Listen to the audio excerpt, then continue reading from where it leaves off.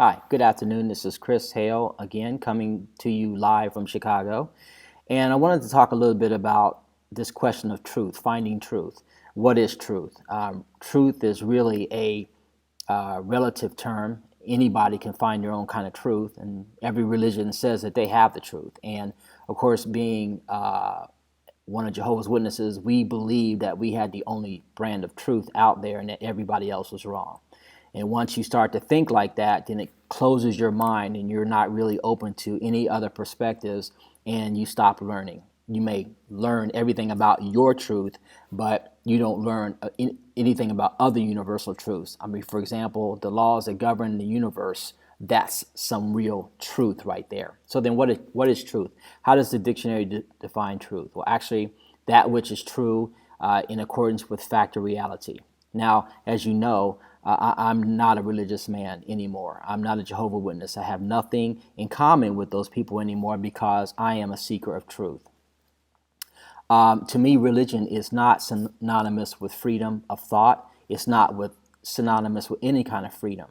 And I am a great lover of freedom. Freedom of energy, freedom of mind, freedom of thought, just freedom in general. I love being free. And so in being free, I have this ability to find truth in a lot of different things. So back to the thought of finding truth, the idea of religion. Most people don't realize this, but the word religion actually itself is likely derived from the Latin word legere, which means to bind. Do I need to state the obvious here? Think about that. If religion is derived from the Latin word that means to bind, what do you think religion really means? It really means to bind, to hold you back, to keep you from progressing, to keep you from moving forward, to keep you from thinking. Religion is about control. Let that sink in. If I have control of your mind, that means I have control of your body. That means I have control of your thinking. That means I have control of the things you're going to do and how you do them. That means I have control, likely, of your finances and all the things around you. So religion, in its very simplest form, to me, is a prison for your mind. Religion is a prison for your mind. Your mind is controlled. You cannot do with it as you will when you are controlled by a mind-numbing religion. For example, Jehovah's Witnesses. I mean, I speak much about them because that's been my singular experience. You may have heard this term or this statement before. Religion is the opiate of the masses. Do you know what opiate is? It's a drug. It helps you sleep. It helps you live in a dream world. Karl Marx said this in part: the abolition of religion as the illusory happiness of the people is required for their real happiness. So in other words, until you remove your mind from the prison of religion, you're not going to really find true happiness. You're always going to be looking for somebody else for the answers. Now, does this mean that I am all for abolishing all of religion? Absolutely. I think religion should all go away, but it's not going to happen. Why? Because too many people are controlled and they're not awake, and they're not going to be willing to awaken until they are of their own means. But there is another way, and that way is to find your own truth. Every religion has a history, and so therefore they have founders. To all you Jehovah's Witnesses out there who are listening to this video, who should not be listening to this video, think about that. Think about Charles Taze Russell. Think about all these members that came before the so-called governing body that exists right now. There is a history, and it's being rewritten, it's being discarded so they can continue to control. Every religion has a history, and every religion has founders. So, to follow a religion with this understanding is to follow another man's definition of truth. So my advice is to you, if you're a thinking person, and thinking is not for everyone, because with thinking comes responsibility. Once you know the truth, you've got to do something about it, or continue living in that prison world, which I used to live in. So here's my advice to you. Find and follow your own truth. How do you do that? It requires thinking.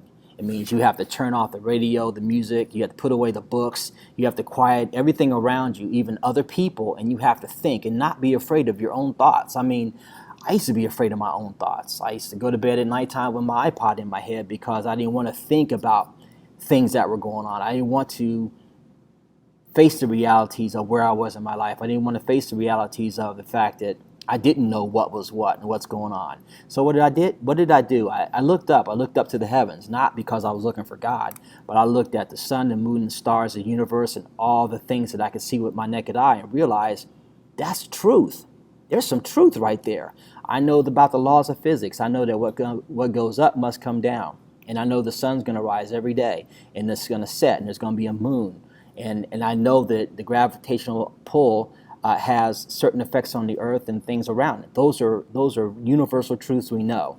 But when it comes down to defining your own truth, you have to sit and think and let your mind wander. And then pick up a book and just be open-minded. So truth starts within. For example, I'll give you some other truths. I know I have a girlfriend, and I know where she lives. I know she's going to come over from time to time, and I know she's going to call me at certain times. I have 2 sons. Granted, I can't really see them right now because, the Jehovah's Witness thing.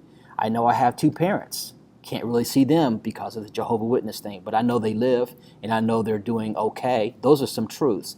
I know I have a job, and I know that I have friends that are in the ex-Jehovah's Witness community. I know I have people that I work with every day, and I help them to develop strategies to move their life forward. And I know the pain that I suffer every day from not seeing my kids or talking to my parents, okay? Those are universal truths. But I'm not following someone else's truth. I'm following my own truth, okay? And that's what you have to do.